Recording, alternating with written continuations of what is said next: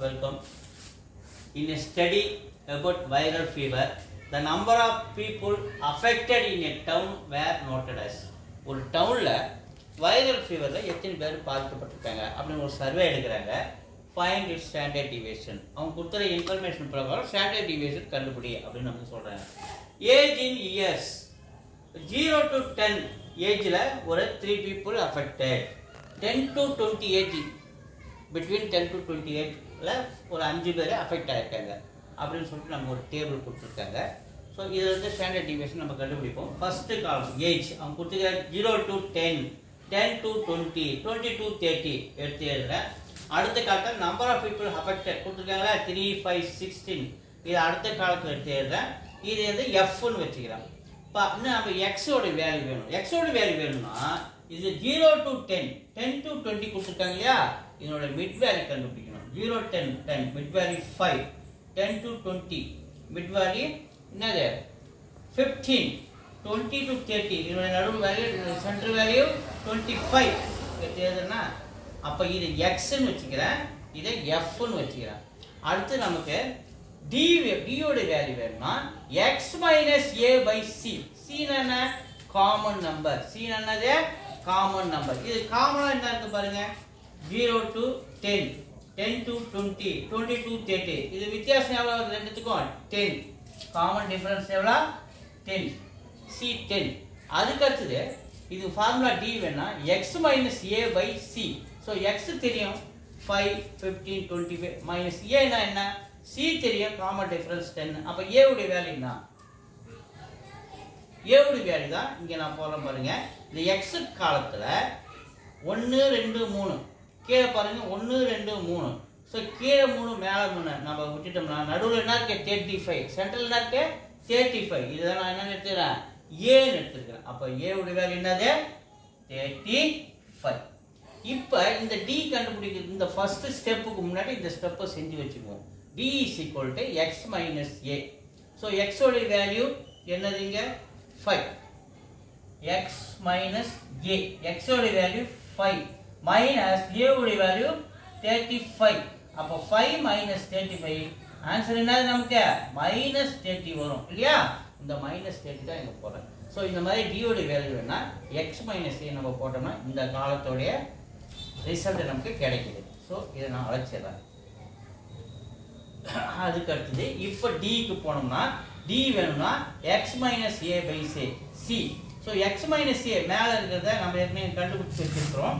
D வேணும்னா X minus A by C. So X minus A என்ன கண்டுபிடிச்சி வச்சுக்கிறோம் மைனஸ் 30 பை சி. நம்ம என்ன காமன் டிஃபரன்ஸ் சி என்ன 10. ஸோ 10 டேபிள் அடிச்சோம்னா நமக்கு என்னது ஆன்சர் மைனஸ் 3 வருதா, மைனஸ் 3. அந்த மாதிரி இந்த காலத்தில் நம்ம அதை செய்யணும். எக்ஸ் மைனஸ் ஏ பை சியை நம்ம பண்ணோம்னா நமக்கு என்ன கிடைக்குது டியோட வேல்யூ நமக்கு கிடைக்கும். ஸோ டியோட வேல்யூ வேணா இதை நம்ம பண்ணி வச்சிருக்கோம். அதுக்கு அடுத்தது நமக்கு என்ன தேவை FI DI. F into d இங்க பாருங்க, c into standard deviation formula c into root of F into d square by n within bracket minus within bracket f into d by n whole square. இங்க பாருங்க FI f into d வேணும், f into d square வேணும். அப்போ இந்த காலத்தில் நமக்கு என்ன தேவை f into d, f into d square வேணா அந்த டி ஸ்கொயருக்கு முன்னாடி எஃப் இன்ட்டு டி ஸ்கொயர் என்ன இதுக்கு இந்த ஸ்டெப்புக்கு போகிறதுக்கு நம்ம டி ஸ்கொயர் கண்டுபிடிச்சி வச்சுக்கணும். இந்த ஸ்டெப்பு கண்டுபிடிக்கிறது ஈஸியாக இருக்கும். புரியுதாப்பா. இப்போ நம்ம இந்த டி கண்டுபிடிச்சோம். F F into T. எஃப்ஓட வேல்யூனா 3, டியோட வேல்யூனா எஃப் இன்ட்டு டி 3 மைனஸ் 3 இல்லையா. இங்கே பாருங்க எஃப் இன்ட்டு டி. எஃப்ஓட வேல்யூனா 3 இன்ட்டு டியோட வேல்யூனா மைனஸ் 3.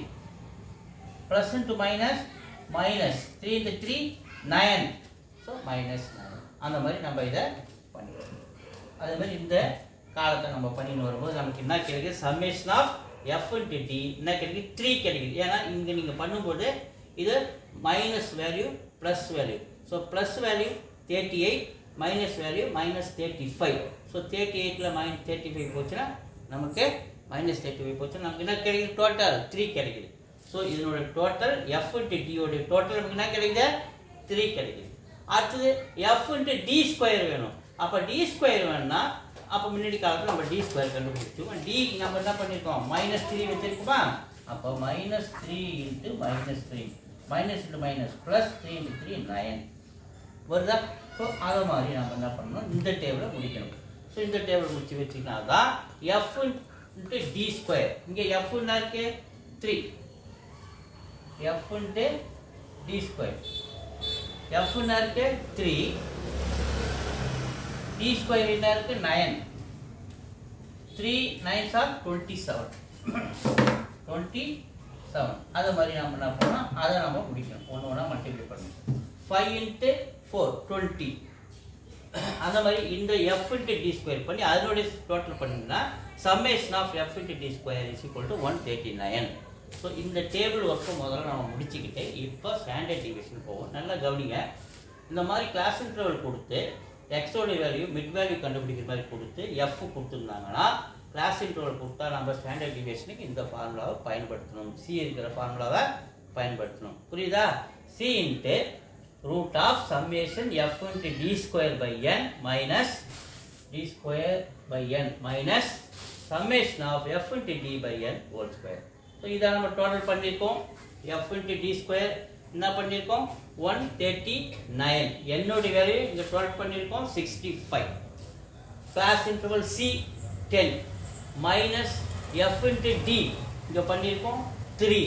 அது அப்படியே சப்ஸ்டியூட் பண்ணுறோம். வேறு ஒன்று பண்ண டோட்டல் சப்ஸ்டியூட் என்னோட வேல்யூ 65.